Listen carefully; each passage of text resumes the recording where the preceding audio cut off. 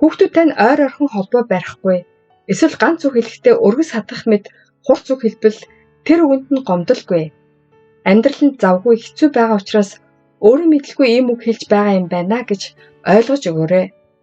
Хорвоо ертөнц өөрчлөгдөж бидний амьдарч байсан үеийнхээс тэс өөр болсон.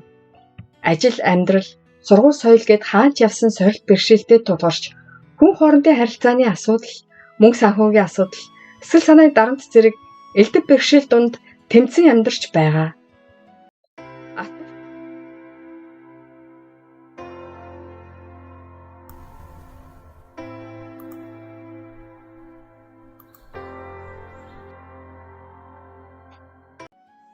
Сайн байна уу?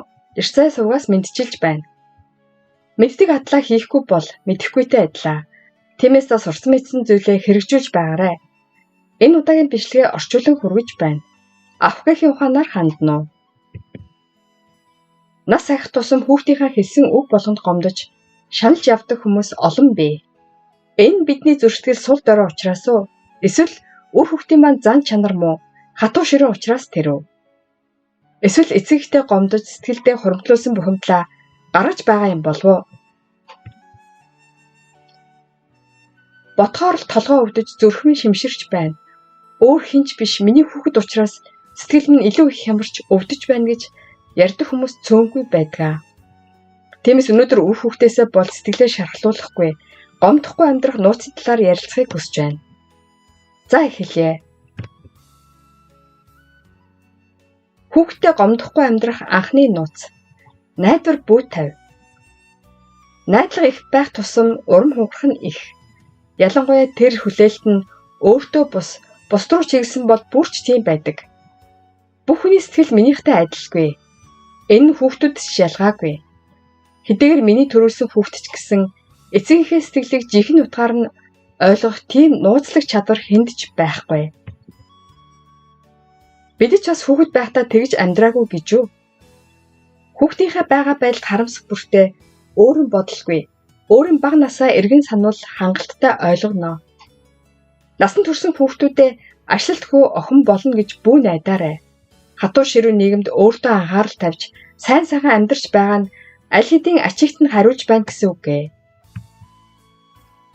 Үр хүүхэдтэй гомдохгүй амьдрах хоёр дахь нууц. Хүүхдээ бусдад бүх харьцуул. Хүүхдэд хамгийн их зовлонтой үг бол бусдын хүүхдүүд ингэсэн гин, тэгсэн гин гэж харьцуулж ярих. Том болсон хүүхэдтэй хэн ингэж ярьдаг байна гэж гайхаж магадгүй. Хаширгалтай нь ингэж хэлдэг хүмүүс олон байдаг. Магадгүй ухаан суугаагүй эцэг их болцоход хүүхдийнхээ нөхцөл байдлыг ч ойлгохгүй. Бусын хүүхдийг сайн яваг сонсоод үр хүүхдтэй урам хугарч, ичц зовж, бүр сэтгэлээр ундаг хүмүүс ч бий.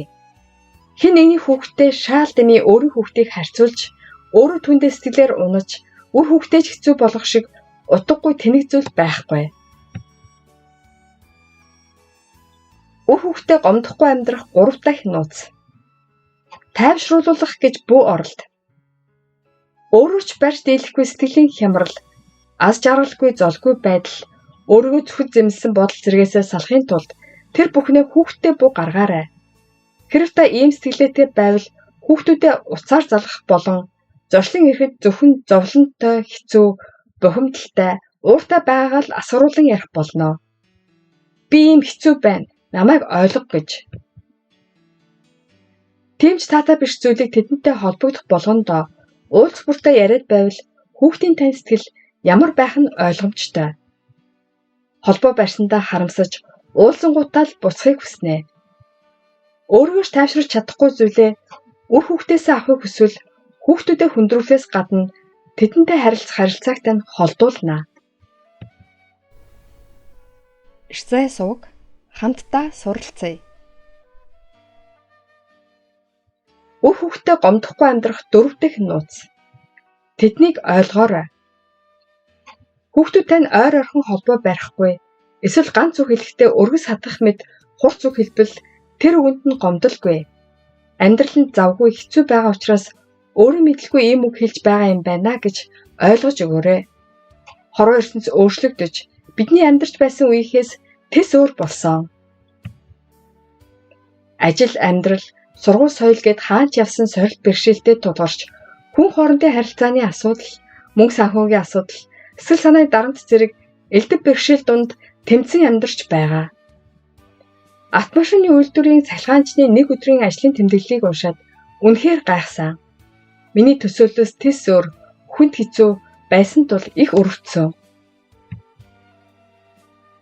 Ийм бодит байдалд өдрөөс өдөрт хичээж буй хүүхдүүддээ аав ээжийнхээ сэтгэлийг яг таг ойлгож, халамжилж, хэрэгцээтэй үед нь холбоо барихыг хүсэх нь яг үүндээ шунал гэж үзэж болно. Эцэг эхчүүд л хүүхдээ ойлгохгүй бол хэн ойлгох юм бэ? Үр хүүхдээ гомдохгүй амьдрах 5 дахь нууц. Гайхуулж өнгөрөх хэрэггүй. Найз нөхдөөгөө уулзахдаа өөрийнхөө тухай ярихгүй, үр хүүхдээрээ бахархаж гайхуулах гэж завгүй хүмүүс байдаг. Хүүхдээрээ гайхуулах яриаг сонсоод атаархах бус. Өөрийнх нь амьдралд гайхуулах юмгүй болохоор л найз нөхдөөгөө уулзахдаа ямар сайндаа л хүүхдээ ярьж өнгөрөх вэ дээ гэж хөнгөнөөр бодоорой. Хүүхдүүд нь сайн сайхан амьдрал сайн л биз. Гэхдээ тэднийг медаль шиг бодож бусдын өмнө өнгөрч гайхуулах шиг хөөрхийлөлтэй зүйл байхгүй. Өөрөөр хэлбэл хүүхдээ одоо хүртэл ялах багаар нь л боцсоор байна гэсэн үг ээ.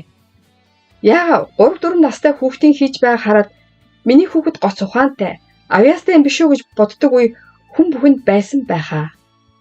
Өөрийн хүүхэд учраас илүү онцгой, илүү хөөрхөн харагддаг. Хүүхдүүдэд том болсон хойно энэ эндэрлээ өргөжлүүлсээр байж мэдэх юм аа. Бусдын хүүхдэд бас тэхгүй гэж юу? Бүгд л адилхан шүү дээ. Найзынхаа хүүхдээрээ гайхуулахыг хараад би гэж хүүхдийн заяагүй амтан бахарх зүйл нэг ч алга гэж хий дэмий сэтгэлээ өвтгөх хэрэггүй шүү. Нас айх тусам зөрчил суларч үр хүүхдтэй хамааралтай байхыг хүсдэг. Гэхдээ хичнээн эцэг их хүүхдийн харилцаатай байлаач байнга хүлээлт найдлага тавих гэж оролдвол төвөгтэй байдалд орно.